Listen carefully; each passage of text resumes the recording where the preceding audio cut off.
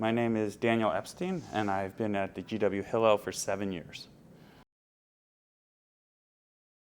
When I was 8 years old, I told my first story to a friend of mine, and they started laughing.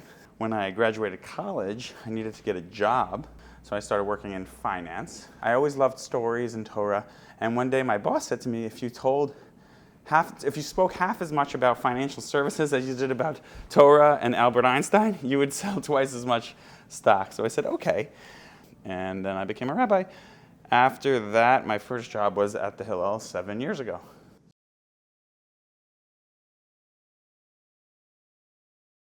I think the first one is for sure like a big on-campus experience every week.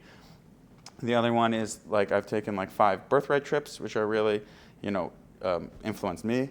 I've done this thing called JLF, Jewish Learning Fellowship. It's sort of like I wouldn't say introduction to Judaism. It's more about like questions and discussions. And I've done it 30 times, and it's different every single time. Second piece for sure that stands out is kind of the trips. We took students over the Edmund Pettus Bridge, and we visited MLK's grave. We went, unfortunately, to the victims of Pittsburgh. We took 15 students to the funeral. So sometimes that's fun also to kind of like be in a different environment with students and just like show them, I think, the like, not just Jewish, but just like different angles and ideas behind different places.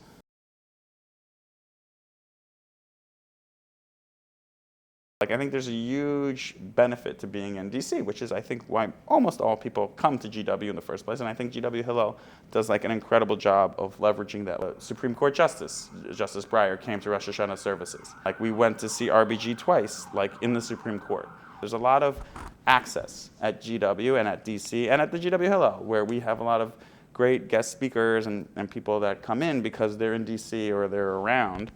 And like that's like only a GW moment.